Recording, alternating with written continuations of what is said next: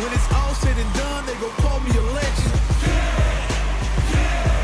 I love to break bread, but I'd rather break records. There was a time not so long ago when I played a lot of fighting games. The sort of sessions where you'd get together with a bunch of friends, we'd all huddle around a screen and take turns passing around controllers in kind of unofficial mini tournaments. If you weren't up, you'd be heckling the current players or you'd just be chatting amongst yourselves. No one was an expert, there were no arcade sticks in sight, and there was a fair bit of button bashing going on from time to time. It was so much fun, but no one playing was going to win any actual ranked battles anytime soon. As fighting games somewhat fairly became more and more focused on their own individual hardcore communities, us casuals kind of fell off. So can a lapsed and fairly casual fighting game fan, such as myself, find things to enjoy with Street Fighter 6? Well, after spending a couple of hours with the game, my answer would probably be yes. Yes, you can. Let's break it down. Here are 5 reasons to play Street Fighter 6, even if you don't play fighting games all that much.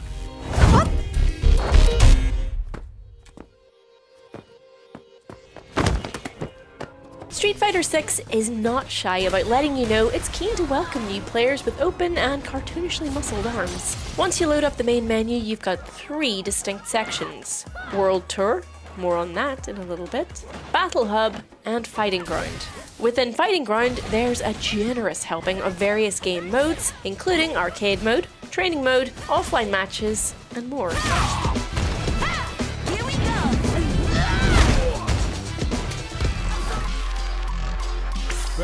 When you first enter Fighting Ground, you'll be asked whether you have Street Fighter experience or not. Based on this, it'll recommend a control type for the tutorial: Classic, Modern, or Dynamic. Classic, one for Street Fighter veterans, allows you to perform special moves by utilizing the original 6-button layout and commands. So, for example, a Hadouken is performed with a down to quarter circle forward and punch, while Modern means players can perform attacks more easily by pressing fewer buttons, a single input for Hadouken. As Ryu himself puts it, it's a convenient mode that lets you unleash special moves without needing to remember difficult inputs. Then there's Dynamic type controls, which as the simplest method basically lets the game play itself on auto attack. Buttons trigger actions adjusted to the situation. Longtime Street Fighter fans will undoubtedly go straight for the classic controls and never look back. But for everyone else, the other options are a great inclusion if you aren't used to tying your fingers into pretzels to achieve those fancy looking moves. The tutorial is also helpful for bringing newcomers up to speed on things like super arts, drive gauge, impacts, parries, throws, and burnout without feeling too overwhelming. Elsewhere in Fighting Ground, you'll find a specially dedicated practice area. Here, there's training, tutorials, character guides, and combo trials. Training is incredibly detailed and probably not for newcomers initially, as it allows you to customize things in detail to account for lots of different opponents, situations, and settings. What is super helpful for casual players, however, is the character guides section. Traditionally, with a lot of fighting games, practice and/or tutorial modes give you an empty space, a docile opponent, and a long list of button inputs making up a character's moveset. From there, you're kind of on your own. The character guide section of Street Fighter 6, however, is so much more than that. It doesn't just tell you a character's moves and let you work the rest out. It actually gets a little metagamey in that it teaches you what this character is specifically built to do and how to get the most out of them. It breaks it down even further with advice on when to deploy individual moves and how to set up attack opportunities.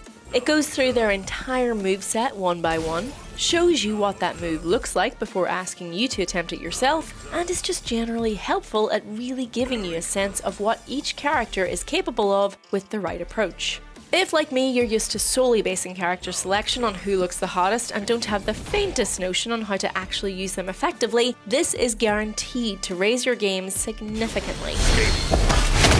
Care to hear how this ends? In ruin. This will do.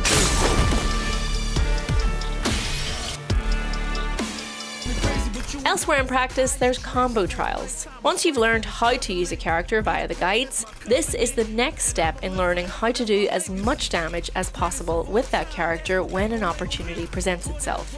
Essentially, character guides teaches you the philosophy behind each individual move, and combo trials teaches you how to string all of those individual moves together to really max out your damage. Altogether, it means practice in Street Fighter 6 really is a place that you can look to not just learn single moves in a vacuum, but steadily improve your combat proficiency. Not afraid to fail, I try my hardest. Are y'all tired of playing the sideline? But hey, maybe becoming a genuine contender isn't really where your interest lies. Maybe you just want to enjoy the pretty graphics and happily whack some buttons until you win. Absolutely nothing wrong with that. In recent years, a lot of fighting games have pulled away from single player and story modes in order to focus on their respective hardcore fighting game communities. It's understandable, as those are the people actually buying and playing the games and they tend not to bother much with the single player modes, but it was a bit of a shame for those of us who dabble casually and who, quite honestly, enjoy some of the silly character lore of these games. Street Fighter 6 sees something of a renewed interest in story mode, with bespoke content for each character and unlockables for seeing each character's ending.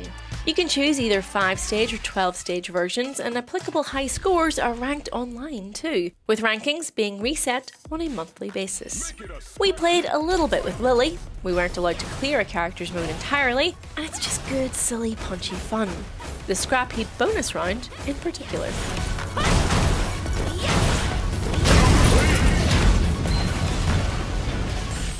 Again though, if you don't want to take anything too seriously and you also don't want to be slowed down by cutscenes, the Fighting Ground has you covered. In Special Match, you'll find Extreme Battle, a sort of party mode where you can add different fun and rather silly rules and gimmicks to your battles. The completely random nature of this takes the pressure off of new players and basically means every round is literally anyone's game.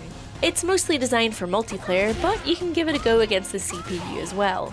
You set rules and gimmicks separately, so rules include a knockdown race, a high score target, a random effects battle, or a seesaw bar, while gimmicks include a raging bull charging through the arena to raining bombs and friendly drones. It is completely chaotic in the best possible way, and sometimes you really need a mode like that at a party to level the playing field so that seasoned veterans and brand new players can enjoy the game side by side without wanting to throw punches in the real world. Target acquired.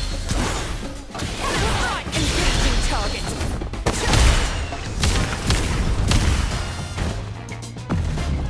Locked on. Continuing mission.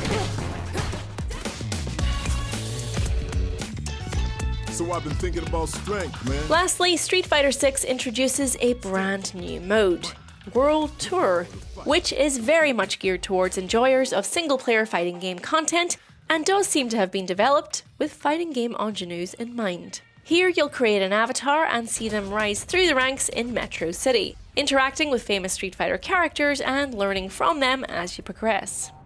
It's a strange mode, basically an RPG inside a fighting game, and there are tons of references to games like Final Fight for fans of beat-em-ups to keep an eye out for. World Tour is kind of just really silly all round, but there's tons of content here.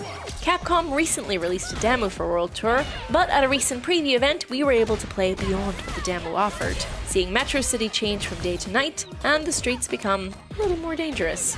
You'll fight thugs with cardboard boxes on their heads, you'll become an apprentice to Chun-Li, you'll find secret superheroes, make pizza, smash cars, buy clothes, foil robberies, make friends, check your phone a lot, uppercut old ladies in the back of the head, and yeah, maybe fight a few battles. It's all a bit odd, not without its charm, and there's more than a fair share of Easter eggs, though we're not really sure what kind of longevity it really has. It's a decent distraction and a way to have fun with fighting game mechanics outside of traditional arcade story mode at least. Honestly though, and we do think this is a legit reason to get into Street Fighter 6, even if you're a lapsed or new fighting game player, it is worth taking a peek just for how good it all looks. Stages are incredibly detailed, special moves explode in a burst of colour, and the characters have never looked better. It's got a everyone huddled around the TV, big night in with friends vibe written all over it. Zongia wins!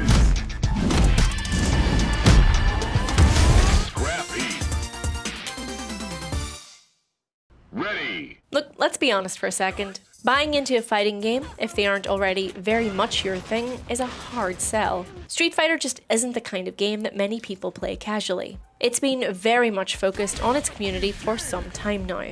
But it's clear from Street Fighter VI's offering that Capcom has realised that it can't depend on the same community of fans forever without reaching out to potential new players. And a lot of what 6 is offering is made with those curious about fighting games but are too intimidated to try in mind. So, are you a new or lapsed player that's tempted to pick up 6? What would a fighting game need to do to make you interested? Let us know in the comments and, tell us who you think the hottest character is, because even with character guides, that's probably still what we'll base our choice of fighter on. Listen, some habits are just hard to break. Thanks for watching. Bye!